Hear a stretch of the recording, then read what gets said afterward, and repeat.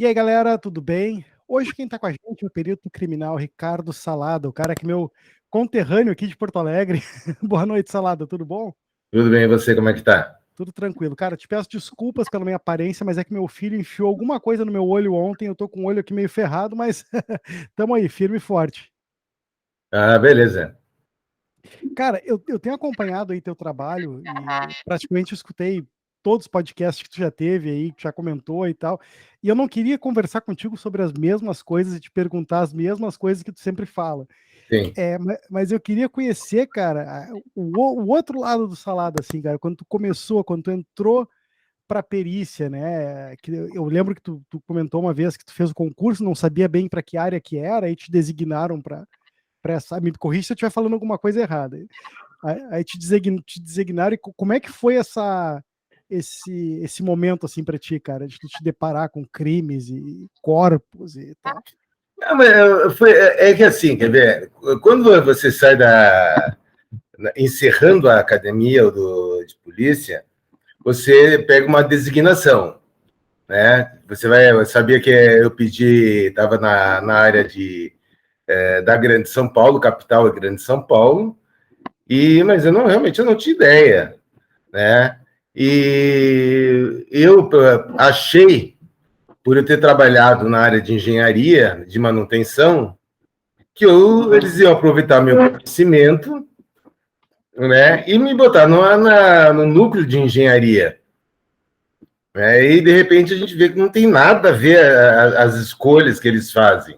Né? E depois eu fiquei sabendo que um colega pegou alguns peritos que não tinham padrinho, né, vamos botar assim, e deu o nome para o diretor do DHPP.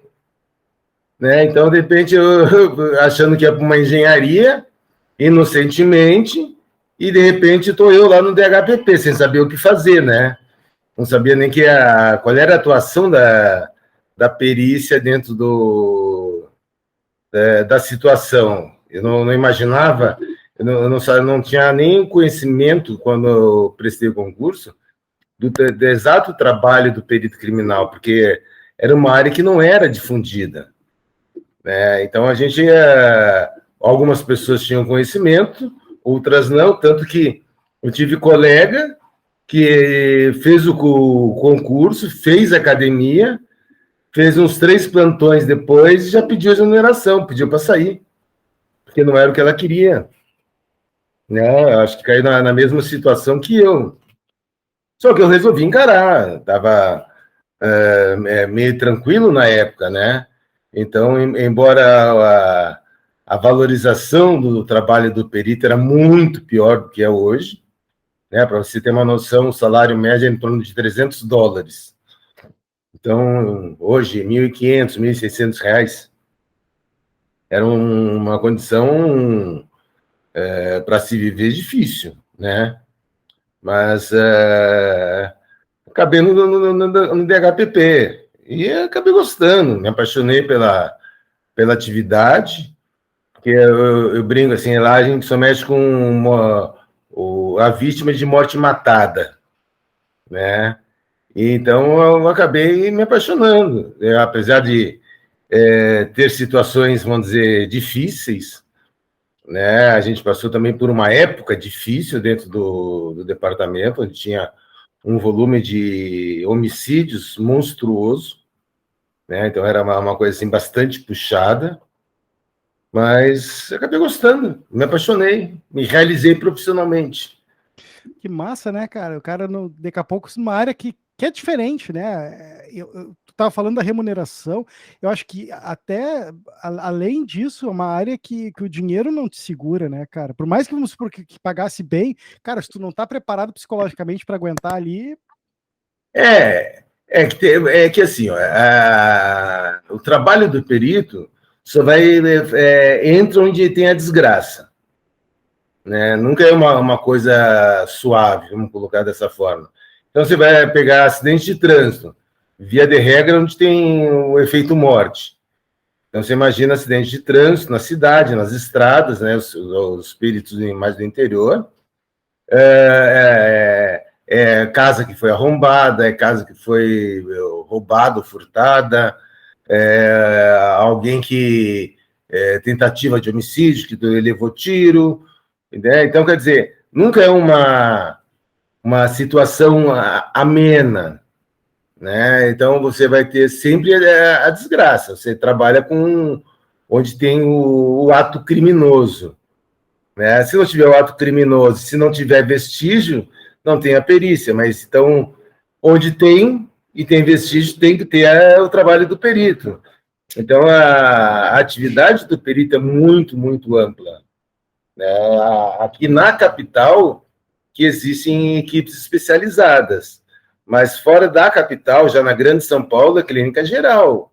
O perito faz desde, vamos lá, furto de galinha até homicídio, resistência. Então, aprende de tudo um pouco. E eu, como ainda estava na capital, fui para uma especializada. Então, vamos dizer, na época, a gente só atendia homicídio de autoria desconhecida e com local preservado, ou seja, a vítima no local. Se a vítima for socorrida, é outra equipe que vai, não é o do DHPP. Se a autoria conhecida, não é o DHPP, porque a gente vai no DHPP uma equipe multidisciplinar. Vai o perito, vai o fotógrafo, vai o papiloscopista, vai o delegado e vão investigadores, cada um com seu ponto de trabalho, né? Vamos dizer, mesmo os papiloscopistas que tem, também são especializados na área de crime, né? Então, quer dizer, todo mundo acaba se especializando dentro dessa situação. Salada, faz sentido o cara ter, porque eu fiquei pensando assim, logo o cara tá começando na carreira, eu não consigo me ver trabalhando nisso aí, mas, por exemplo, se a pessoa tá começando, cara, tem aquele medo, assim, de represália, dos bandidos virem atrás de ti, isso é real, cara? Olha, nunca aconteceu comigo, né? Eu estava conversando com um colega hoje, que falou que ele foi chamado para fazer um desmanche na equipe que ele estava, e o que aconteceu? Tinha um pessoal fazendo desmanche, não estava sendo preservado o local pela polícia militar. E quando o pessoal viu a viatura chegando, começou a atirar para cima da viatura, né? Então, corre o risco? Corre. Não é que seja assim um risco eminente, mas você está dentro de viatura, você corre o risco. Você entra em comunidades onde existe uma violência maior, você corre o risco. Dentro do DHPP, esse risco se reduz, porque, embora tenha um crime, nós estamos com o intuito de descobrir a autoria, mas a equipe que vai é maior, entende? Vai pelo menos 3 viaturas. Em outras equipes é só o perito e o fotógrafo sozinho. Então, dependendo da situação, tem um risco. Eu uma vez estava também estava no crimes contra a pessoa e fui fazer uma vistoria dentro da Paraisópolis, né? Chega lá, tinha feira na rua que eu precisava entrar. Você para lá com a viatura, não tem como entrar. Aí eu fui embora. Eu disse, olha, marca para outro dia, para outra equipe, quando não tiver feira, porque quando tem feira não dá, não tem como forçar a barra para entrar, separar parar a população, deixar a viatura sozinha em algum lugar, sem ninguém cuidando, né? Então, vamos dizer, tem certas coisas que a gente tem que usar o bom senso. O risco em si, ele existe, ele é real. Mas, né, eu gosto, eu não fico preocupado, se acontecer isso, se acontecer aquilo. Eu vou para fazer o que eu tenho que fazer. Né? Então, eu não me preocupo. Né? Não, é uma posição minha. Em situações, porque tu estava trabalhando, não sei se tu está agora, mas eu me lembro de tu ter comentado que estava trabalhando mais com reprodução simulada, né? Sim, ultimamente eu estava fazendo reprodução simulada, e a reprodução simulada já é uma coisa bem diferente, porque como você vai reproduzir a situação, muitas vezes de resistência, quer dizer, o que é resistência? É o confronto entre um ladrão com a guarnição da polícia militar, normalmente, né? Então, quando você vai, tem polícia militar lá, tem a viatura da perícia, então é relativamente mais tranquilo. É claro, dependendo do que eu vou fazer, pode ser complicado. Mas hoje o que acontece? Nós temos um programa, né, que foi adquirido pelo Instituto de Criminalística, que eu consigo fazer uma reprodução virtual, né, quando eu faço dentro da base do DHPP. Então, a pessoa, o desenhista, faz o levantamento antes, monta já o cenário, se tiver com imagens do Google, já monta todo o cenário, e a gente reproduz os passos dos policiais de uma forma virtual, né, numa tela de computador. Né? Então, eles vão falando o que aconteceu, a gente vai trocando ideia e vai montando telas de forma como se fosse uma reprodução simulada normal, mas é feita virtualmente.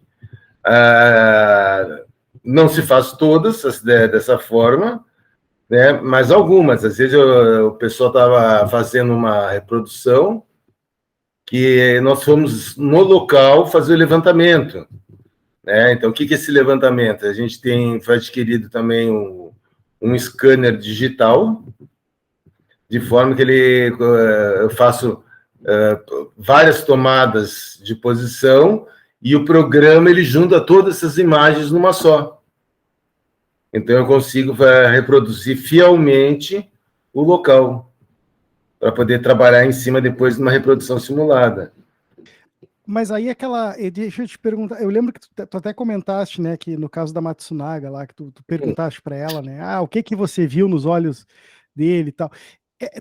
Quando tu faz assim o virtual, tu considera que tu tá perdendo essa parte também de poder ter o contato ali, de poder dialogar e de enfim, de ter uma liberdade maior, uma autonomia maior, ou tu acha que não tá tranquilo? Essa reprodução simulada? Eu acho que a reprodução simulada é quase que um trabalho de inteligência, né? Porque o que acontece? Você tem que analisar os fatos, analisar o que a pessoa está falando, você tem que ter conhecimento do laudo do necroscópico, né, que é feito pelo IML. Você tem que ver se o que a pessoa está falando é coerente ou não com o laudo necroscópico. Então, é uma coisa, assim, de uma certa forma, interessante para um perito que já tem uma boa bagagem de atendimento de local. Se pegar uma pessoa com pouca bagagem, pode dar coisa errada, né? Porque existe junto um trabalho psicológico, principalmente quando não são com policiais, né? Mas existe um trabalho psicológico legal que você vai desenvolvendo. Agora, a gente tem que fazer a reprodução de acordo com o que a pessoa está dizendo. Depois, foi isso. Tanto é que o toque da Elise, o que você viu? O que você viu nos olhos dele? Por que essa situação? Porque eu sabia, no laudo necroscópico, que não era impossível ela dar um tiro no cara olhando nos olhos dele. Então, eu quis puxar a situação para ver se ela entendia, se ela não estava mentindo. E ela começou a entrar na situação, não, eu vi ódio, eu vi raiva, eu vi não sei o quê. Quando eu atirei, só que quando ela atirou, era impossível ela ver os olhos dele.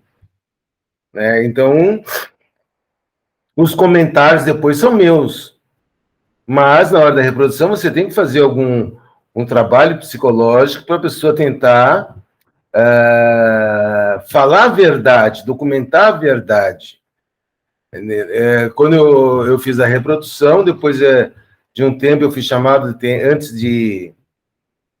da pessoa ir para o júri popular, tem a chamada audiência de instrução, né? Então vai promotor, o advogado, o réu, né? Aí me chamaram para falar e me perguntaram, com relação, junto com o exame do necroscópio, se o que ela estava falando era coerente com o que estava escrito no exame necroscópico. Eu falei que não, né? Aí me perguntaram, agora não sei se foi o promotor ou o juiz, tá, e o que aconteceu lá? Né? Eu falei, não sei. O que eu posso garantir com toda certeza absoluta é que não foi como ela disse. E isso eu posso garantir com base no necroscópio, com a análise das peças da vítima. Né? Tendo o exame do ML com o que foi escrito lá, eu posso dizer, baseado nesse exame, que ela está mentindo. O que ela disse na reprodução simulada é uma enorme de uma mentira, isso eu posso afirmar. Então, exatamente o que aconteceu, eu tenho a minha posição, né? Mas é difícil eu provar essa minha posição tecnicamente, é uma hipótese minha, né? Agora, com relação à mentira dela, é uma resposta técnica. Entende? É completamente diferente. Sim, porque isso era uma coisa que eu ia te perguntar, assim, quando tu tá cara a cara com essas pessoas, assim, que são psicopatas, assim, no caso dela, que consegue ter essa frieza, Richthofen também, tu chegou a sentir medo, cara? Tu chegou a sentir alguma coisa, não digo talvez medo, mas alguma coisa diferente do que tu sente conversando com outras pessoas? Nisso aí eu sou muito tranquilo. Eu sou muito tranquilo. A única coisa que a gente sempre tem que cuidar, porque a gente sempre anda armado, né? É cuidar com as pessoas. Você não pode perder de vista, não pode ficar nas tuas costas, porque você não sabe realmente qual é a situação, né? Então, vamos dizer, a gente tem que ter esse cuidado, porque de repente a pessoa dá sei lá o que na cabeça e resolve pegar a arma de alguém. Então, tem que ter sempre esse cuidado, porque a gente... eu conheço. Nossa, a gente conhece, mas não conhece, né? A capacidade das pessoas em fazer coisas erradas. Né? Então, é uma coisa assim, delicada nesse sentido. A gente sabe que, tipo, a Elise Matsunaga ou a Suzane não são... pessoas, assim, vamos dizer, do crime. Elas têm distúrbio psicológico, com toda certeza. Poderia ter algum surto na hora, poderia ter alguma coisa, né? Mas é diferente daquele cara que é um assassino, que já matou não sei quantas vezes, que não sei o quê. Um cara desse, já tem reprodução que a gente faz, o cara vai com algemado, ou tira a algema, mas fica os polícia tudo perto em cima para ver se o cara vai aprontar alguma coisa, né? Mas nunca assim de medo, de alguma reação, nunca fiquei. É claro, a gente fica atento, fica esperto, né? Não pode, não vai, às vezes está com a arma, se está no coldre, tem que ficar esperto. Eu, nessas situações, eu nem uso coldre, uso a arma por dentro da roupa, né? Então, dificulta um pouco a visualização, a pegar. Tem outros policiais que usam de uma forma mais ostensiva, mas coldre com segurança, com trava, então acaba dificultando um pouco. Mas aí é questão de atenção mesmo que a gente tem que ver. Porque para nós, o que acontece? Essa atenção, o lidar com esse tipo de pessoa faz parte do dia a dia. Você não sabe o que eu controlo, aqui é meu vocabulário, né? Para não usar, às vezes, um vocabulário chulo, que faz parte do nosso dia a dia, né? Vamos dizer, se eu estou falando com os colegas, eu não vou falar o ladrão, vou falar o mala, né? Que não dá para estar usando esses termos em algumas situações. Então, tem que controlar para não falar as gírias que a gente fala normalmente, né? Para ficar um negócio mais suave nos ouvidos, vamos colocar assim, né? Cara, eu te entendo.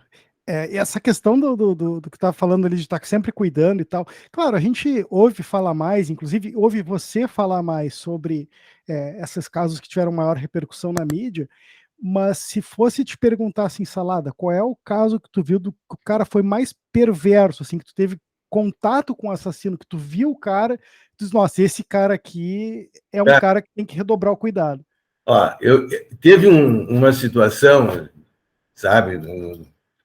O cara pegou, quando tinha uma mulher com a filha, ele pegou o carro com as duas, levou num terreno que tinha um córrego do lado, tá? E ele entrou nesse terreno, botou a menina para o banco da frente, arrancou a roupa da mulher, violentou a mulher no banco de trás, né? Matou a mulher com a filha dentro do carro, pegou a mulher pelos cabelos, puxou pela porta para jogar no terreno, e estava saindo com a filha, que o terreno tinha uma saída para outra rua. Só que quando ele chegou lá, tinham colocado aqueles tonel de concreto, tonel não, aqueles tubulações de concreto, né? E ele não conseguiu passar com o carro. Aí ele começou a dar ré. Como ele era barbeiro na ré, ele entrou, se ele conseguisse voltar certinho na trilha, ele ia passar por cima da mulher que ele jogou, tá, do carro. Aí ele bateu o carro, a traseira, e fugiu e deixou a menina. Só que ele deixou a menina e a mochila dele com o documento dele, né? E pouco tempo depois o cara estava já preso. Aí eu fui lá conhecer o cara, que me deu vontade de ver. Aí você vê um anjinho lá que você não acredita que um cara daqueles cometeria um crime desses. E depois, o que aconteceu? Nas delegacias tinha um ferro chumbado na parede com uma argola de metal. Então, chegava o preso, a algema, uma no pulso e a outra nessa argola para o cara não fugir. E chegou um polícia na troca de plantão e botou a mochila dele perto de uma mesa. O cara fez anjinho, pegou, esticou, conseguiu pegar a mochila do polícia, pegou, na época estava começando as pistolas, né? O que se usava mais era revólver. E ele tirou a pistola do policial e botou dentro da roupa. Aí daqui a pouco, ele pede para ir no banheiro. Aí tira o grampo da algema da argola, prende o cara, né? E aí leva o cara no banheiro, o cara algemado. Aí o cara fala, não, é o número 2. Como é que vou fazer aqui? Não vai dar. Aí o policial tirou a algema dele e ficou na porta do banheiro. Daqui a pouco me abre a porta do banheiro, o cara com a arma que ele pegou do polícia, apontando para a cara do policial que estava na porta, e apertava o gatilho, só que ele não sabia usar. Clec, clec, clec, clec, clec, clec. E o policial ficou branco, né? Imagina um assassino com a arma na mão, a pistola, e aponta na tua cabeça e só dá o clec, clec. Ele pegou, saiu correndo, fugiu pelas escadas. Foram pegar o cara lá na porta do prédio. Ele viu os polícias chegando, de novo, pegou a pistola, clec, clec, clec, clec, clec, porque não tinha munição na agulha, no cano. Ele tinha que dar aquele famoso golpe na pistola. Como não sabia, que é acostumado com revólver, o cara não fez isso. Se soubesse, ia ter muito polícia morto, né? Conseguiram pegar o cara, não fugiu. E na época que foi, ele deve ter apanhado um pouquinho, né? Resistir, claro que resistiu e os policiais aproveitaram para dar um trato nele. Mas aí a gente aprende a seguinte situação: um anjinho preso é um capeta com uma arma na mão. Então você não pode julgar pela aparência, você não pode julgar pelas conversas, você não pode julgar pelo jeito, porque quando eles estão soltos, com uma arma na mão, ele tem sangue nos olhos. Depois que prende, virou um tadinho vítima da sociedade. Então a gente aprende a fazer essa distinção. Não é que a gente é frio, é indiferente, não sei o quê, não, é a realidade. A realidade mostra isso pra gente. Então, às vezes, meu filho, na época, falava, ai, pai, isso é muito neurótico, isso é muito não sei o quê. Ah, você fica pensando que vai acontecer coisa errada. Não, não é que eu estou pensando. Acontece toda hora. É que não é divulgado, não vai para a mídia, não vai para a televisão, não, as crianças não gostam de estar vendo jornal. Então, tudo que acontece que é divulgado, eles não absorvem. Então, a gente fica chato, a gente fica neurótico, a gente tudo, né? Mas, na verdade, o que a gente quer é ter o zelo pelas pessoas que a gente ama, né? E é difícil entender, às vezes a população entender, porque nunca viveram uma situação dessas. E eu te digo, quando eu vi o cara ali preso na delegacia, na sala, eu não acreditei. Aquela cara de pobre coitado, de que, sabe, Madalena arrependida, pegou a arma e virou um capeta, sabe? Incorporou o demo e queria matar os polícia para fugir. Então, os caras se transformam. Então, não dá para confiar nesses caras, não dá nada. Os caras são gente ruim, gente que não está nem aí para a vida dos outros, eles querem o objetivo deles. E, de uma certa forma, o que a gente vê aí em termos de roubo com moto, os motoqueiros lá, se você pensar em fazer alguma coisa, o cara te mata. E eu peguei um caso, para você ter uma ideia. O moleque era um menor que matou um outro menor, uma criança, né? Aquele que o ladrão queria os tênis, tá? E aí o moleque deu os tênis para ele e ele pegou e matou o moleque. E a gente perguntou, pô, meu, o cara te deu os tênis, que não era o que tu queria, por que você matou ele? Resposta, ele entregou muito fácil. Pô, então, quer dizer, se o cara não quer entregar, ele mata. Se entrega, ele mata. Então, fica difícil. Aí você vai ver se que mundo é esse. E é isso que acontece, onde tem a impunidade, onde o judiciário, os advogados têm leis que deixam fazer tudo, tem audiência de custódia. Então, todo mundo está errado, menos o ladrão. Aí vem o Nove Dedos falar do que, pô, imagina, o cara vai ser preso só porque roubou um celular. Pô, entende? Então, são absurdos que é da nossa sociedade. Então, tem que ter leis mais duras, tem que ser a punição tem que vir rápida, né? O cara vai ter progressão de pena depois de cumprir 60%, 70% da pena, não um sexto, um quinto, pelo amor de Deus. Então, aí o crime vale a pena. Eu fiz uma reprodução simulada com um moleque que, na época, ele era menor, atiraram contra a guarnição, né? E ele estava lá para fazer a reprodução simulada. E aí eu perguntei, quanto tempo você ficou na Fundação Casa? 3 meses.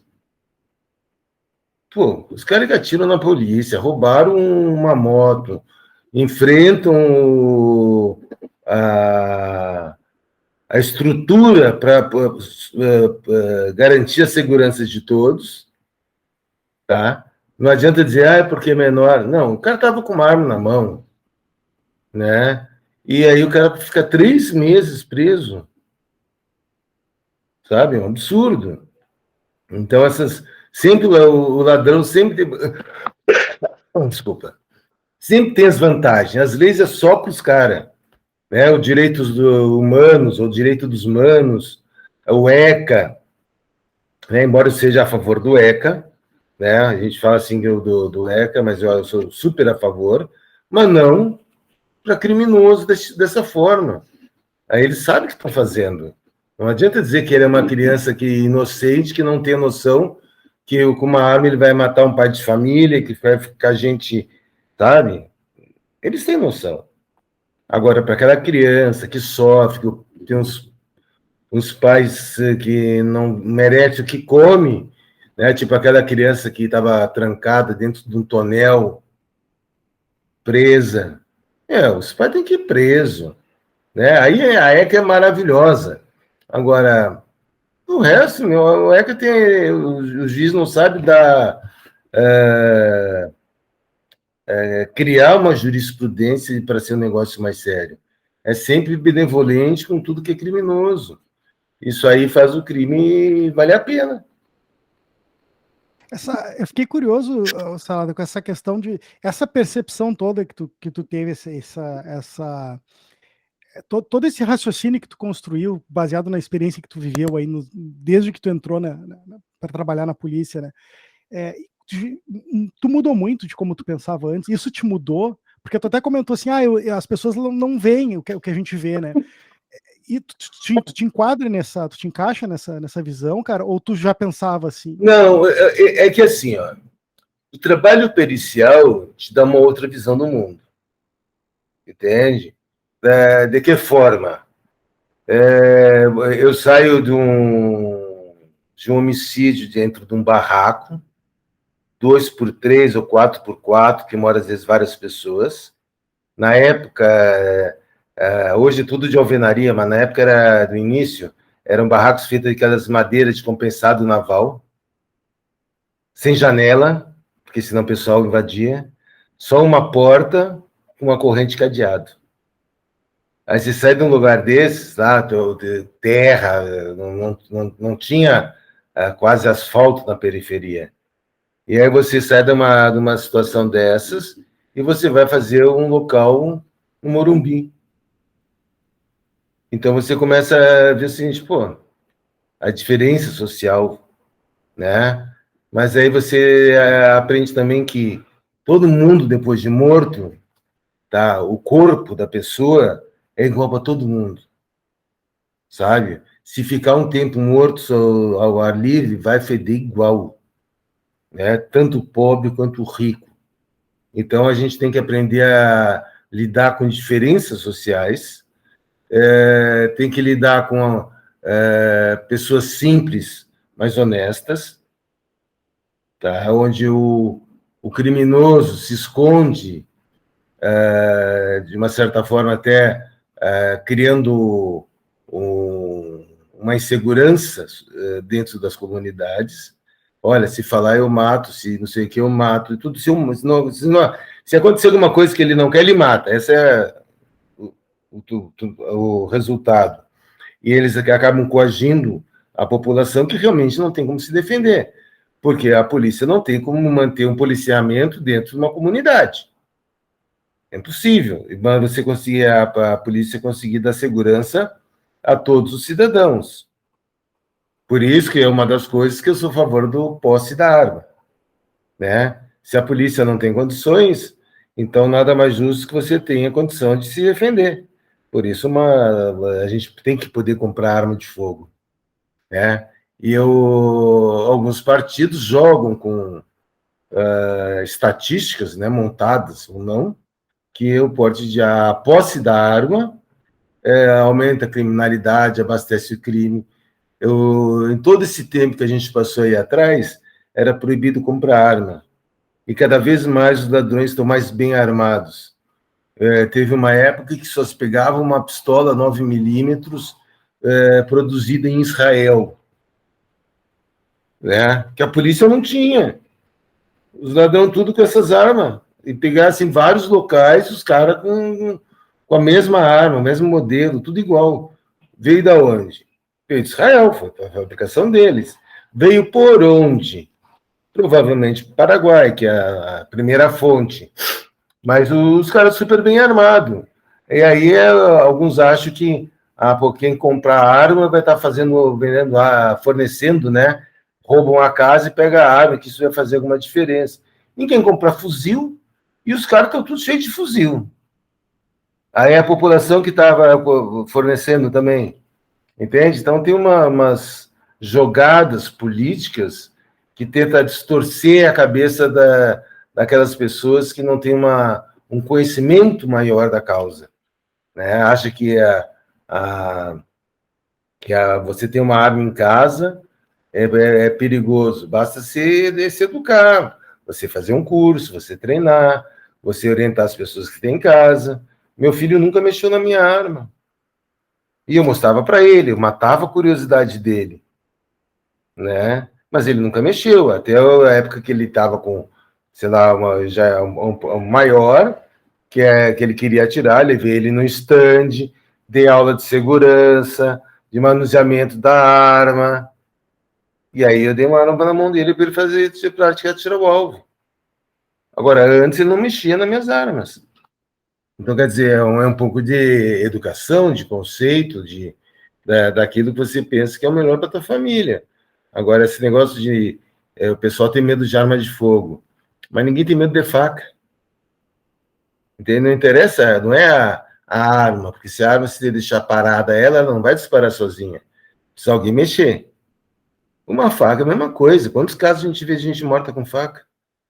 E faca ninguém tem medo. E mata também. Depende de quem está segurando a faca. Então, assim, para mim é uma jogada de marketing, de política, de dominância, aí esse negócio de proibir pelo menos a posse, né? Não vou dizer o porte, mas a posse, pelo menos, para tu ter tua arma em casa, garantir teu lar, eu acho que é um direito do cidadão.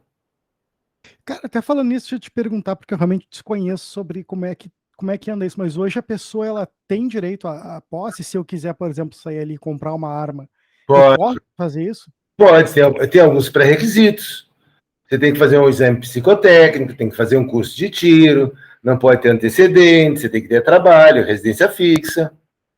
Entende? Então, para você ter a tua arma, ou na tua empresa, ou na sua casa. Você não pode ficar transportando ela para um lado. Pô, você não pode portar a arma, mas você pode ter a tua arma em casa, né? E então eu acho certo, né? Eu não sou muito a favor do porte, porque o porte tem um outro senão que as pessoas saem, bebem, aí de repente vira machão que está com a arma na cinta ou está com a arma no carro. Então tem pessoas que teria que ser as pessoas não têm um preparo psicológico para ter uma arma na cintura. Então aí eu acho que seria um pouco arriscado, que isso é uma coisa que acontece com grande parte da população. Vamos dizer, apesar de não só poder estar armado, mas é meu dever estar armado, se eu puder evitar uma briga, se eu puder, eu fujo para não entrar numa briga. Entende? Eu fujo. É covarde, sou covarde. Não quero brigar. Porque você é mais forte que. Eu sou mais forte que você. Com certeza você é mais forte que eu. Entende? Já passei por certas situações e os caras, não sei o que, achou do lado, sem fazer nada. O cara achou que eu estava tirando ele, que ele era fraco. Eu falei, que? Você tá louco? Você é muito mais forte que eu. Não vou nem, sabe? E tô com uma arma na cintura. Agora, tem aqueles caras, não, porque não sei o quê, tem gente que sai para as baladas para arranjar briga. Então, são questões que você tem que ter um preparo psicológico maior para você portar uma arma, né? Então, acho que aí grande parte da população não tem esse preparo, essa consciência do que é estar armado. Então, que é diferente na sua casa. Alguém entra na sua casa, você tem como se defender. Agora, na rua, tem gente que fala grosso porque sabe que está com uma arma. Está dando tiro na rua, não sei o quê, né? E acha que está certo. Então, aí na rua, acho que a situação é um pouco diferente. E acho que as penas deveriam ser extremamente pesadas. Pegou com arma na rua, é arma registrada, põe 10 anos pro cara. Se a arma não é registrada, numeração raspada, põe 15 anos pro cara. Só por esse crime, fora se ele praticou outro. Quero ver quem é que vai andar armado. Né? Aí eles Isso, põem que se o uma... cara. Oi? Não, isso se o cara até chegar a cumprir essa pena, né? Mas seria o certo. Agora, o cara dá uma pena de 2 anos. 2 anos você responde em liberdade. Oh, pelo amor de Deus. Né? Então, quer dizer, teria que ter penas bem rigorosas, tá? E o cara, quero ver quem é que vai andar armado. Sabendo que você pode ter uma pena de 10 anos com uma arma legal, entende? Com registro, tudo, você pegar 10 anos. Você pega 15 se a arma não for registrada. O cara não sabe que a arma não é registrada, que ela está pinada? Não... Claro que sabe. Então põe 15 anos para um cara desse. Se ele fez um roubo com essa arma, é mais a pena do roubo. Quero ver quem é que vai praticar. Ô, Entende? Salada, tem diferença assim, quando tu olha para os crimes, né? Tu consegue determinar esse crime aqui é característico esse tipo de arma, esse outro crime é característico esse outro tipo aqui. Algumas vezes, dependendo dos calibres, você consegue estimar, tá? Mas porque o que acontece? Às vezes porque é difícil, porque tem muita diferença, gente, no mesmo calibre. Então, vamos dizer assim, ó, as pontas, tá? Tem a ogival, ponta plana, ponta oca, ponta não sei o quê, aí é de chumbo, aí tem a semi-revestida, você tem a feita de cobre, você tem uma que é de metal mais leve, que a gente chama de silver tip, que ela é prateada. Então, tem para o mesmo calibre, as pontas, tem inúmeras. Aí eu vou te dar um exemplo do 38. Tem o 38 curto, 38 especial, 38 mais P, 38 mais P+, e o Magno 357. Tudo isso aí é 38. Cada uma vai fazer um efeito um pouco diferente. Aí você pega uma dessas aqui e muda a ponta, tá? É mais difícil. Mas, dentro daqueles calibres, a gente consegue afirmar, ó, isso aqui é um calibre menor, pode ser um 22, um 32, uma 6,35. Você consegue aproximar o calibre, né? Ó, isso aqui, ó, é 38, 9 milímetros, que na verdade 9 milímetros e 38, o diâmetro é o mesmo, né? Só que um é para pistola e outro para revólver. Aí você pega uma perfuração maior, olha, isso aqui é 40, 45. Você consegue estimar, não dá para você dar uma precisão. Olha, com certeza isso aqui é uma perfuração de 45. Então você consegue estimar que é uma arma que tem um calibre maior, né? Porque enfim, às vezes ficaria difícil a gente ter uma precisão com tantas variações de munição e pontas dos projéteis, mudando a ponta, ele vai mudar a característica da lesão. Mas eu me refiro mais assim a tipos de armas diferentes, por exemplo. Crime passional, geralmente é arma perfurante. Não, não, não. Você tem assim, ó, mulher. A mulher gosta mais de matar com veneno, né? Faca, pegar mais de surpresa, alguma coisa assim. Difícil, normalmente, dificilmente a mulher usa uma arma de fogo. Homem vale tudo. Se você pega um psicopata, normalmente ele gosta de matar com a mão, né, seria a esganadura, ou algum objeto para estrangular, porque ele gosta mais do contato com uma pessoa, né, um psicopata, um serial killer. Então, tem algumas. Agora, não que isso aí não aconteça com uma outra pessoa, né?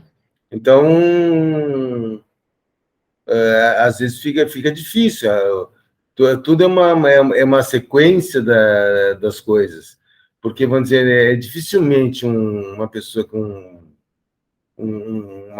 que pratica um feminicídio, dificilmente ele partiu direto para o feminicídio. Né? Ele não acordou lá, minha mulher, pá, vai lá e mata. Normalmente existe um histórico, existe a tortura física, né? O espancamento, bateu, brigas constantes, de repente tem alguma coisa mais séria, a mulher vai para o pronto-socorro, tomou um soco, tomou não sei o quê, uma paulada, até o ponto que o cara acaba cometendo feminicídio. Mas dificilmente o cara chega assim de uma primeira vez, a primeira agressão do cara, ele mata a mulher. É raro. Então tem um histórico disso aí. Então, dentro de um homicídio, você tem que estudar a vida pregressa da vítima. Você tem que conhecer a vítima para conhecer o autor. Então, aí você vai chegar a algumas conclusões, mas você tem que conhecer a vítima. O que é diferente do latrocínio. O cara que pratica o latrocínio não tem relação nenhuma com a vítima. Né? Ele mata, rouba e mata, sabe? Mas ele não conhece a vítima. A vítima resistiu, ele pau. Então a investigação é diferente, porque o que acontece? Como ele não tem nenhuma relação com a vítima, tá? Não adianta você estudar a vida pregressa da vítima. Mas o latrocida tem o seu modo de agir, que a gente fala o modus operandi, que é como ele, não gosto de usar a palavra, né? Trabalha, como ele pratica os crimes. Então, mas vamos dizer, uns caras que roubam ou acabam cometendo latrocínio vamos dizer, no Morumbi. Eles vão praticar esses roubos na região do Morumbi. Dificilmente eles vão ficar indo em outras regiões, porque ali eles conhecem, eles sabem quais são as ruas que dão uma única, rua contramão, beco, escada, né? Às vezes que atravessa de uma rua para outra, onde que eles podem se esconder, onde tem terreno vazio que eles possam entrar. Eles conhecem bem a área, eles dominam a área. Então, se precisar dar uma fuga, os caras desaparecem, porque eles conhecem bem a área. Então, o que dificulta também a captura desses elementos. Então, eles acabam montando uma manobra de repente, cometer um crime, aí tem alguém de carro que eles dispensam as armas, ou dispensam o objeto que foi roubado, e aí, de repente, se ele é parado ali na frente, ele não tem nada. Então, eles se arquitetam de uma determinadas formas para passar impune na situação. E cabe à polícia desvendar, investigar, acompanhar e prender esses caras, tirar eles da sociedade. São criminosos. Salada, deixa eu te perguntar, o latrocínio, via de regra, ele é um assalto que deu errado ou o cara sai com a intenção de roubar e matar? Olha, dificilmente ele sai com a intenção de roubar e matar. Né? Não é exatamente que deu errado, mas às vezes eles querem impressionar a pessoa, eles querem dinheiro. Aí eles querem mais dinheiro do que foi pego. E acabam pressionando a vítima, acabam às vezes cometendo latrocínio. Agora, dificilmente, eu não acredito que ele dissesse assim, não, hoje eu vou roubar e matar. Entende? Eu acho que não tem sentido, porque até porque as penas são mais pesadas, né, no latrocínio. E outra, não é júri popular. Não adianta o advogado querer fazer um teatro, porque ali é só o juiz que aplica a pena. Né? Não só a pena, né, o resultado do processo. Porque no júri popular, o cara faz um teatro lá, convence os jurados julgou inocente, o juiz não tem o que fazer. Se os jurados acharem que ele tem culpa em parte, não no todo, eles vão dizer, e o juiz não tem nada que fazer, o juiz só aplica a pena de acordo com a resposta dos jurados. Né? Então, mas no latrocínio não, é julgamento simples, né? É só o juiz. Então, e normalmente o juiz, nesses casos, via de regra, tem a mão mais pesada. Que deve ser mesmo, né? Sim, mas a impressão que eu tenho, olhando pela mídia e tal, é que essas pessoas que cometem esses crimes, elas não estão muito preocupadas com a pena, ou porque elas não acreditam que vão cumprir, ou não sei, porque já estão foragidas mesmo, então já estão devendo ali 30 anos, que botar mais alguns, né? Um a mais, um a menos, já matou 10, matar 11. Que diferença faz? Ele vai cumprir no máximo 30. Né? O Fernandinho Beiramar, condenado a 400 anos de prisão. Ele vai cumprir quanto? 30. 30. Se fosse agora, era um pouco mais. Mas na época dele, 30 anos. E aí? Ele está preocupado? Não tem preocupação nenhuma. A nossa legislação falha. Então, isso aí é uma coisa. E muitas vezes eu já vi, né, o cara ser preso em flagrante, um trabalho cão do delegado para fazer toda a papelada que tem que fazer, que senão imagina a papelada que é. Pedir a prisão do cara, 2 dias depois o cara está solto. Para responder em liberdade. Que aí, de repente, demora mais 5 anos, 6 anos, 10 anos, sei lá quanto. Né? E qual é a sensação do cara? Não fui preso. Tá lá bota para a comunidade, os caras sabendo que ele matou e ele tá lá cantando de galo. Para a comunidade lá, o cara é poderoso. E quem mata também não vai preso. Então, é essa história a ideia que se passa dentro dessa situação. Então É complicado. Eu lembro de um tempo atrás, era meio que. Tinha uma modinha, pelo menos aqui em Porto Alegre, há alguns anos, já faz um tempinho, que as pessoas podiam, principalmente as mulheres, acabavam comprando de forma ilícita aqueles sprayzinhos de pimenta, sabe, para carregar.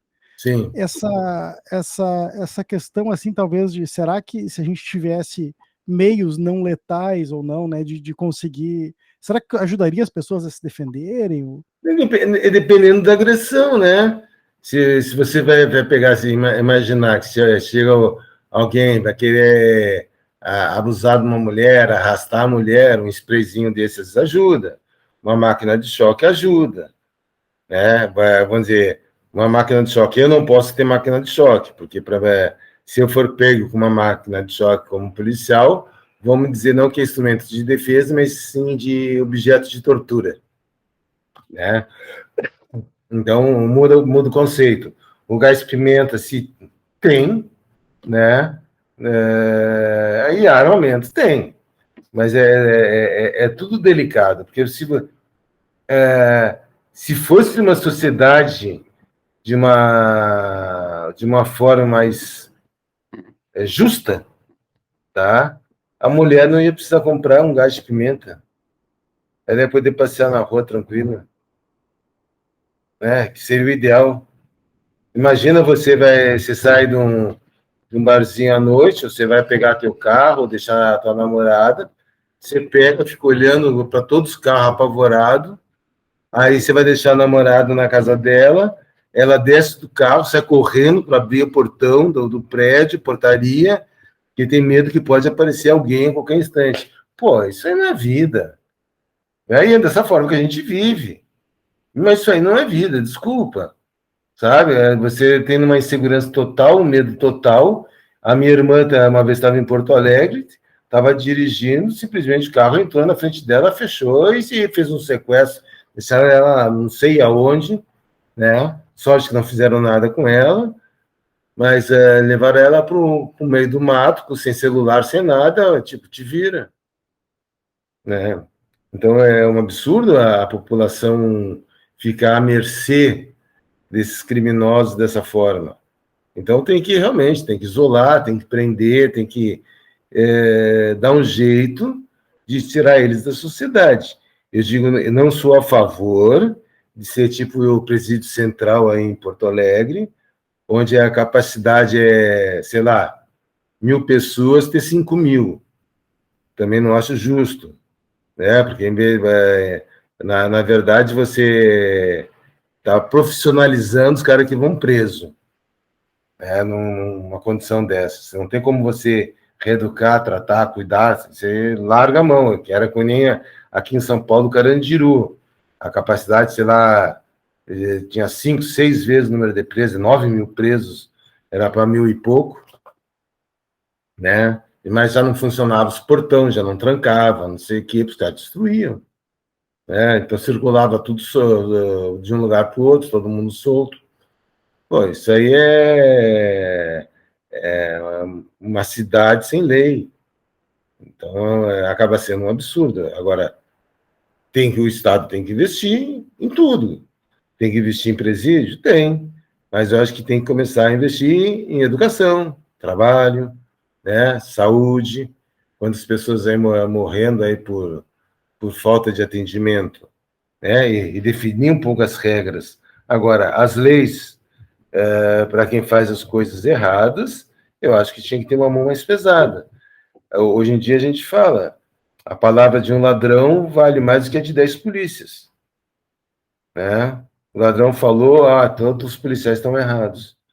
Então isso aí promove uma revolta dos policiais. Acaba, de uma certa forma, também sendo abusivos, porque os policiais cansam de prender o cara num dia e no outro ele está solto. Prende de novo, no outro ele está solto. Prende de novo, no outro ele está solto. Aí até a ponto que a polícia mata o cara. Aí resolveu um problema. Mas, pô, a polícia não pode fazer isso. Concordo. Mas as nossas leis também não tem que estar esse cara solto. Né? Então, quem é que está errado, primeiro errado? Acho que o primeiro errado são os juízes que estão toda hora libertando esses caras. Mas é crime de menor potencial ofensivo. Pô, mas o cara é quanto mais. Está sempre praticando isso. Entende? Tipo, o pessoal fala, tipo, crime de estelionato. Os caras nunca vão preso, porque a pena é pequena e não é um crime de menor potencial ofensivo. A pessoa não passa por risco de vida, né? Entre aspas, né? Mas então o cara nunca vai preso. E o cara sai da cadeia, é preso, daqui a algumas horas o cara está solto. Aí daqui a pouco ele vai para outro golpe, ele é preso e vai daqui tá solto de novo. Né? E o cara não vai preso nunca. O cara tem 50 passagens por estelionato e continua na rua. Porque é um crime de menor potencial ofensivo. Pô, pelo amor de Deus, né? Vamos os juízes tomar vergonha na cara e assumir que o cara é um cara quanto mais, que ele não tem correção. Tipo aquele cara que ia nos restaurantes e não pagava a conta. Pô, o cara tem que ser preso. Se você pega, não, eu quero um arroz, feijão e um bife, é uma coisa. O cara tá com fome, né? Não, eu quero lagosta, uísque de Blue Label, o cara tinha, até Blue Label o cara tomava. Aí chegava lá, não tem dinheiro para pagar. Isso aí é sem vergonhice, o cara tem que ser preso. Aí juiz solta. Aí o cara, uma semana depois, tá indo dando golpe em outro restaurante. Pô. Né? Então, aí as leis, é o juiz, não só as leis, mas é o juiz que é fraco. Né? Sabendo que o cara tem 500 passagens disso aí, e o juiz solta. E sabendo que não é o cara não está passando necessidade. Quem passa necessidade, o cara quer arroz, feijão, uma massa, um pedaço de carne, um lanche, que enche a barriga porque está com fome. Né? Agora o cara vai no restaurante, eu quero um Blue Label, quero não sei o que, as coisas mais caras, tava 5 mil a conta e o cara não tem dinheiro. Agora é diferente, o cara vai num lugar e fica devendo 20 conto porque não tem dinheiro. Entende? Ó, tá morrendo de fome, o que eu vou fazer? Não, é complicado. Né? É complicado. A gente vê até de vez em quando notícia, inclusive, de casos que a pessoa foi pega roubando porque realmente estava com fome, até a polícia vai lá, faz uma vaquinha, compra. É, mas que é difícil, mas só que os caras, a maioria dos caras que vão roubar em mercado, os caras que comer, roubar peças de contrafilé, quer roubar picanha, né? Pô, pelo amor de Deus, né? É diferente do cara lá que vai lá e compra pô, vou furtar aqui meio quilo de carne moída, de guisado, que, pô, o cara tá com fome, vai comer uns pacotes de macarrão, massa, Aí o cara tá com fome, um saco de arroz, né? Pô, é diferente. Então, às vezes a lei é tão dura para essas pessoas, né? Não passa a mão na cabeça, nem teve já várias situações aí nesse mundão, e para outros o cara é solto no dia seguinte. Então, qual é o nexo, qual é a situação, o bom senso dos juízes? Né? Poxa, então chega de dar essa situação tão. Chega a ser um perdão, né? Que o juiz está dando, não, você não vai ficar preso, você vai ser solto, ó. A gente sabe que você roubou, sabe que você é um filho da puta, sabe tudo, mas você vai ser solto. E aquela coitada que roubou um saco de arroz para dar comida para os filhos, essa aí vai presa, ficava aguardando o julgamento presa. Pô, é brincadeira, né? É uma coisa que é surreal. E tu até comentou ali da questão antes do presídio central aqui. Eu não sei se chegou a ver, que uns 2, 3 anos saiu o documentário do Central aqui de Porto Alegre. E eles falam ali, os brigadianos, eles dizem, nós temos aqui 300 brigadianos para tomar conta de 3 mil presos aqui. Se a gente não conseguir chegar num acordo com eles de como as coisas vão funcionar aqui dentro, não tem condição. E nós Sim, não temos como impor aqui, né? Se eles quiserem, eles viram isso aqui de cabeça para baixo, né? sim, e até porque o que acontece? A segurança não pode usar arma, porque os presos estão sob a tutela do Estado. É uma briga esse negócio. Você vê aqui a Polícia Militar, ela cuida por fora, quando tem, né? Aí hoje tem a Secretaria de Administração Penitenciária, né? E os caras estão lá dentro, cuidando dos presos, sem nada, só na moral. E às vezes tem 300 presos, tem 5 caras. E você tem que levar os caras na moral. Como é que faz? Né? Então, eu acho que se fosse uma coisa talvez um pouco mais modernizada, uma coisa, sei lá, tem que fazer alguma coisa diferente, tá? Nem que seja de privatizar, mas de uma forma honesta, né? E para se ter o cuidado dos presos. Agora, não pode ter uma privatização onde isso aí seja quase uma extorsão para o Estado. Tipo assim, você compra um Marmitex na rua por 10 conto, aí para o preso vai cobrar 30. Aí não vira, né? Então tem que ser o preço de uma alimentação, tem que ser uma alimentação decente. Ou então produzir alimentação dentro dos presídios, sei lá, alguma coisa diferente que venha a reduzir um pouco o custo das coisas e que funcione. Agora, os presos não estão aí em Porto Alegre. Que reeducação para voltar à sociedade esses caras têm? Nenhuma.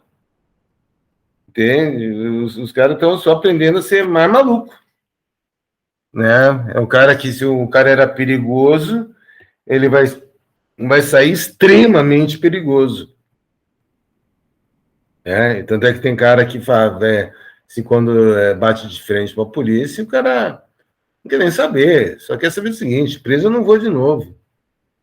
Sabe? Mato todo mundo que tiver que matar para tentar fugir, mas preso eu não vou. Quer me matar, depois me mate, mas eu não vou preso. Então são situações assim absurdas.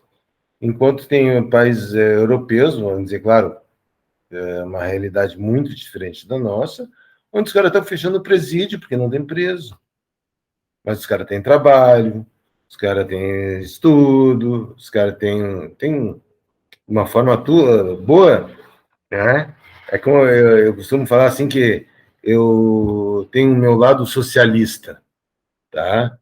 Mas o socialista que eu penso, no Estado socialista, é o de um socialista rico, onde o Estado consiga bancar as coisas.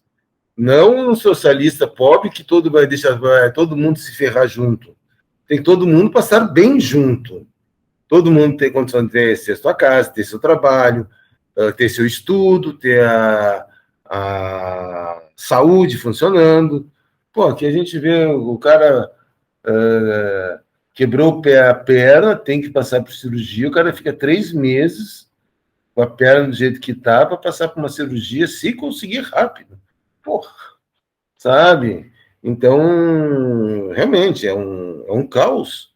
Né? Se criou há uns anos atrás, para quem se lembra, o CPMF, né? O Imposto sobre as Transações Financeiras, que era para a saúde.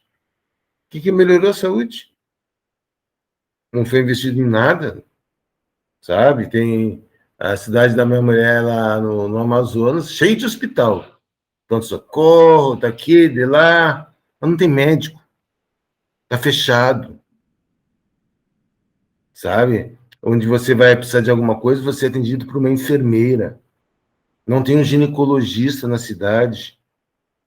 Tem que viajar não sei quantas horas para ir para uma cidade onde tem um ginecologista. E não é uma cidade de 30, 40 mil habitantes. Não é tão pequena, né? Pô, o Estado tinha condição de botar a infraestrutura, tem os prédios tão bonitão fechado, impecáveis, né?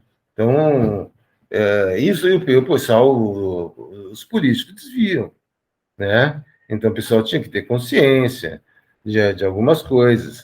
O político está roubando, pena braba para eles. Tem que ser pena dobrada, triplicada, sabe? Porque ele tem tudo para fazer as coisas, recebe do Estado uma fábula para fazer as coisas para o povo e eles não fazem nada. Eles querem só botar no deles e cada vez desviar mais dinheiro para eles. Então, eu acho que falta uma consciência muito grande. Tu consegue ver esse reflexo, sei lá, assim, de toda essa linha de raciocínio que a gente consegue ter olhando isso tudo de fora, tu consegue ver isso lá no criminoso, assim, no cara que tá lá cometendo crime? Mas a gente vê, porque o que acontece? Você vai no meio de uma comunidade, terça-feira, ao meio-dia, 2 da tarde, de manhã, tá cheio de gente sem fazer nada. É cheio de gente sem fazer nada e não está preocupado em arrumar trabalho. O pessoal, você vê, chega lá de manhã, 9 horas da manhã, tem os tiozinhos lá que já estão bêbados. Sabe? O que é isso? É falta de oportunidade, é falta de trabalho, é falta de educação, falta de moradia. Né? Eu acho que se a gente conseguisse melhorar o trabalho das pessoas, ter mais gente empregada, não ganhando essa miséria que estão pagando, mas que a pessoa tivesse um pouco mais de condições de ter, não de sobreviver, mas ter uma vidinha simples, né? Mas uma vidinha simples, honesta, né? Que ele tivesse com a escola, onde os professores pudessem chegar e deixar os carros, ou entrar na escola de manhã, de tarde à noite, com toda a segurança. Onde os professores não fossem ameaçados pelo filho dos traficantes. Se a professora chamar a atenção, levanta lá, sabe quem sou eu? Eu sou o filho do fulano. E ele não ameaça a professora. Então, quer dizer, destruíram uma cultura. Né? Fala que o tempo do militarismo não existia isso, era uma certa rigidez, mas as pessoas tinham mais educação, você podia sair à noite, não tinha roubo, não tinha assalto, não tinha essas coisas. Aí foi degringolando a situação, deixaram de investir na educação, que eu acho que é o básico, né? Partir da educação para daqui a 40 anos deu resultado, não é daqui a 5 anos, é daqui a 40, mas os caras não querem investir. Então, daqui a 40 vai estar na mesma situação ou bem pior, que eu acho que vai piorar bastante ainda. Né? Por causa que não é investido. O Brasil já é tão diferente, né? Pela sua grandeza, onde tem pessoas que são professores por convicção, dão aula numa peça, numa sala, sabe, sem condição nenhuma. As crianças vêm caminhando de longe para ter a aula, e outros que têm tudo para fazer, não querem, não aceita. Meu, é uma cultura, sabe, que está distorcida culturalmente o objetivo das pessoas, né? Então, acho que para acertar isso aí é muito tempo, muito investimento. Mas se não começar, não chega lá nunca, né? Com certeza, Salado. E tem que ter investimento, tempo e também a intenção, né, de fazer a coisa boa, né? E a perseverança. Você tem que estar sempre, tem um negócio melhor. Pô, como é que funciona isso? Entende? Vamos buscar esse melhora. Sabe? Tem como melhorar? Sempre tem como melhorar. Né? Então vamos tentar melhorar. Mas a cabeça dos caras sabe, sei lá, fica de uma forma desesperadora. Tipo assim, minha mulher às vezes ela fala assim, não, isso há uns tempos atrás de queria ter filhos, sabe? Terminando a faculdade, hoje ela não pensa mais nisso aí. Porque botar um filho no mundo, nessa caca de sociedade que a gente está, sabe? Tem pessoas que não, eu quero fazer isso, que eu quero me mandar daqui. Putz, imagina os jovens querendo fugir do Brasil. Meu filho é um que quer fugir disso aqui. Então, pessoas que têm um potencial para fazer alguma coisa de bom, não vê expectativa no país que nasceu. Isso é terrível. Isso é terrível. E a gente vive numa sociedade assim. É difícil de aceitar.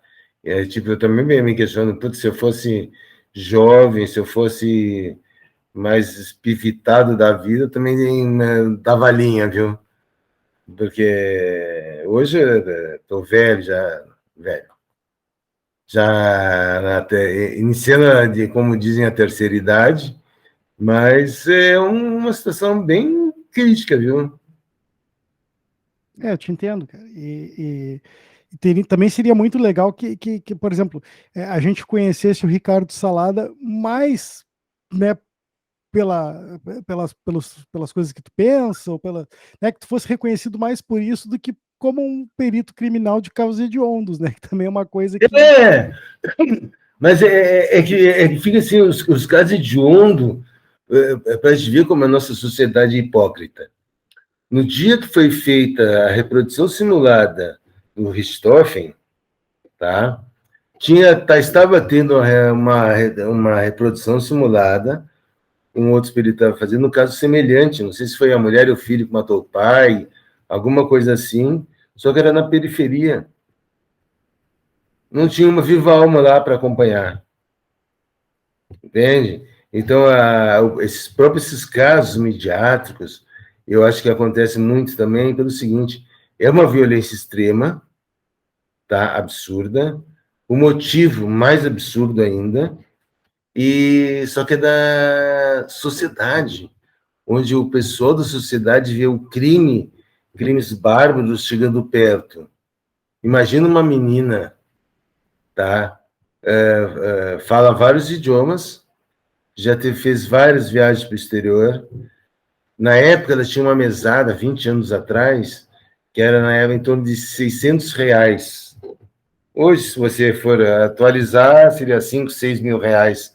Uma mesada dela, com Gol Geração 13, que era o top da linha na época. Faculdade, das melhores faculdades que tem em São Paulo. E uma pessoa com um lado financeiro, tá? Com todas as seguranças possíveis, ela mata o pai e a mãe para ter mais recurso financeiro, para poder ficar com o Daniel. Olha só, entende? A incongruência, né, de toda a situação. Ela podia ter continuado num namoro mais tranquilo com o Daniel, se formava, ia trabalhar como advogada, ia ter um bom mercado para ela, ia ganhar muito dinheiro. Não, ela quer na hora, sabe? Então vamos planejar matar, porque, pô, pelo amor de Deus, né? Então, são situações estúpidas. E o mesmo caso da Elise Matsunaga. Com a Elise houve uma situação de raiva, né? E financeira. Porque financeira é assim, o Marcos Matsunaga teve uma primeira esposa e separou. Ela tem uma filha dele. Ele pagava, na época, algo por volta dos R$ 6.000. Tá? Corrigindo para hoje, há 10 anos atrás, seriam talvez uns 10, 12 mil reais para menina. Só que, na época, os vinhos que a Elise tomava era uma garrafa R$ 6.000 para cima. Tá? Então, aí você tem o financeiro. Tá? Que ela não queria perder a mordomia dela. E tem a raiva, porque o marido gostava muito de prostitutas, e assim como ela viu a situação que ela fez com a primeira esposa do Marcos, que ela era prostituta, e o Marcos começou a sair com ela, gostou, passou a dar uma mesada gorda para ela, para tirar o site dela do ar. Ele separa da mulher e casa com a Elise.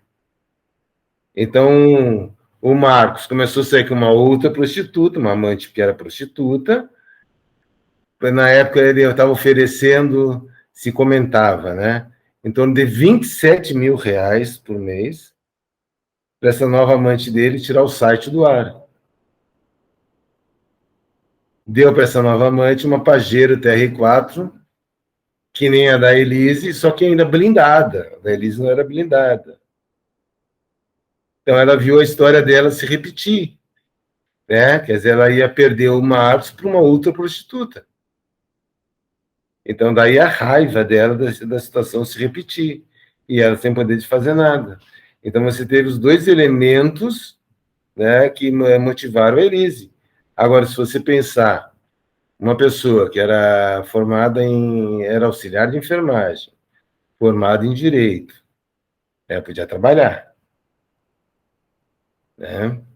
Então, mas por que não vai atrás ter a vida dela? Se o relacionamento tá ruim, separa. Todo mundo faz isso, por que ela tem que matar o cara? Porque tem mais coisa, né? Para ela ganhar o dinheiro que ela gostava, ela ia demorar muito tempo. Então. É complicado, e esse caso dela, aí é uma coisa que a gente fica pensando, mas será que se não fossem essa circunstância, porque a pessoa que eu acho que ela é capaz de fazer, ela, ela vai fazer em algum momento, né? Mais cedo ou mais tarde, né? No caso dela, se não fosse com o Marcos, se não fosse desse jeito, alguma outra coisa seria o gatilho, talvez, para ela cometer o mesmo crime. É complicado, sabe? Por isso que eu acho, no meu entender, essas pessoas deveriam sim passar por uma avaliação psicológica, uma avaliação psiquiatra ferrada, sabe? Não é uma entrevistinha, sabe, com a pessoa. Tem vários testes que possam ser feitos, que demonstram um monte de situação do psique da pessoa. Eu acho que tem que fazer, entende? Para definir qual é o perfil do psicológico, qual é o perfil da cabeça dessa pessoa. Ela solta, ela vai trazer risco à sociedade de novo? Entende? Até um outro relacionamento, por algum motivo, matar de novo? Pô, isso aí, ela paga a pena dela em função de um crime, tá aí a possibilidade dela cometer outro crime. Pô, o Estado tem que criar estrutura, e tem condições, mas não tem estrutura, mas tem condição de criar. Né? Principalmente alguns tipos de crime, tem que passar por uma avaliação psiquiátrica. Pronto. É impossível o Estado trabalhar da forma que trabalha. Tipo, você pega um pedófilo, tá? O cara está preso. Na prisão, ele é o mais comportado, né? Porque não tem criança lá dentro. Na hora que ele sai, ele gosta de criança, não gosta de ter relação com gente adulta, ele quer criança. Então ele sai, se ele não tiver uma avaliação psiquiátrica, tá? Que foi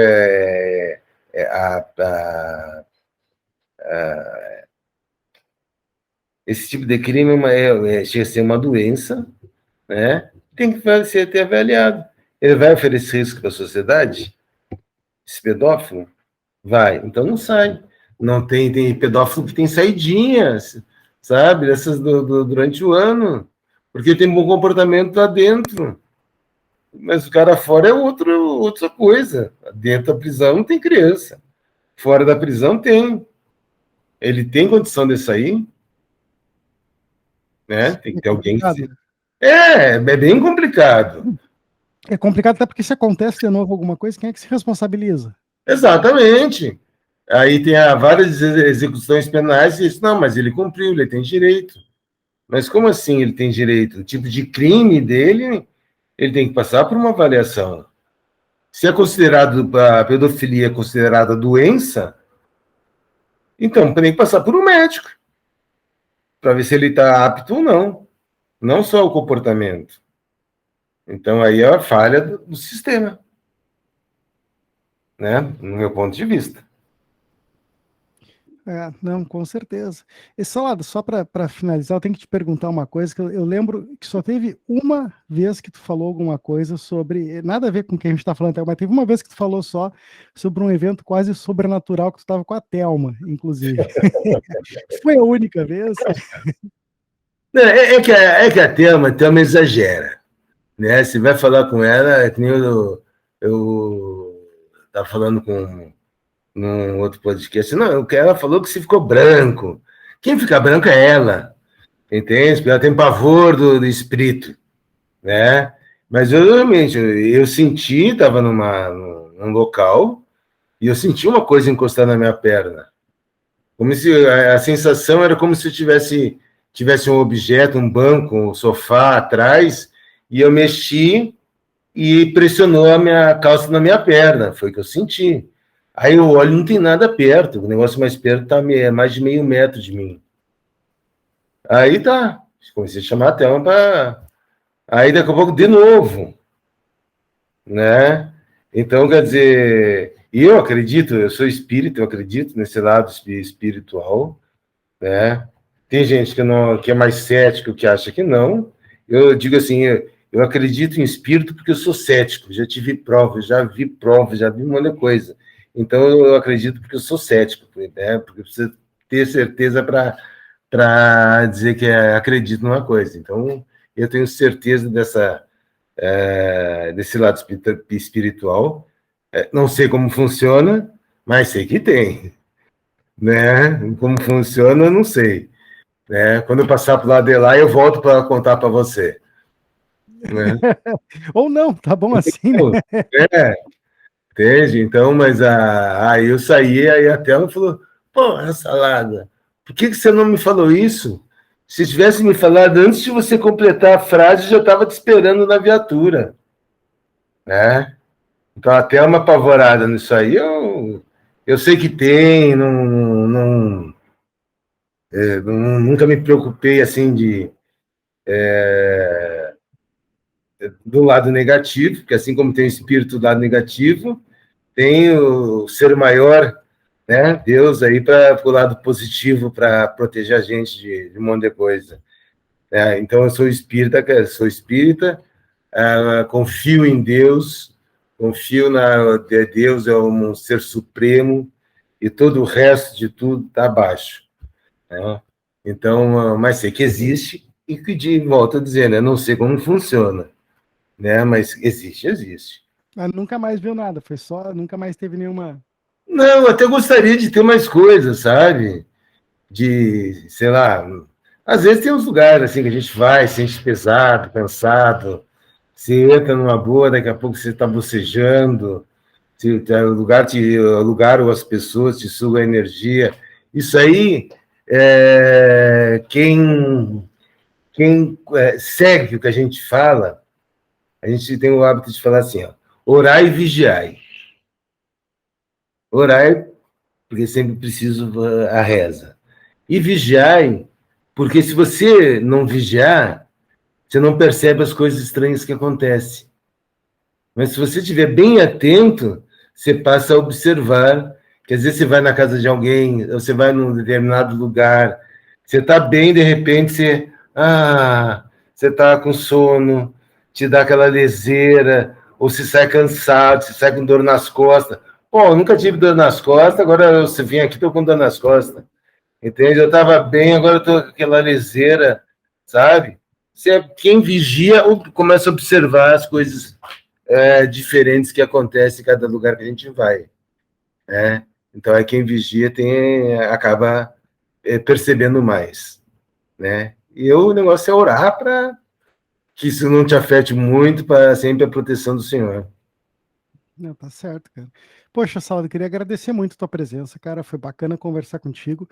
Eu acho que foi bem legal, assim, pelo menos, a menos que eu tenha viajado muito, eu acho que a gente acabou conseguindo desenvolver um papo, assim, um pouco diferente do que a gente tem visto por aí. Eu achei bem bacana, cara.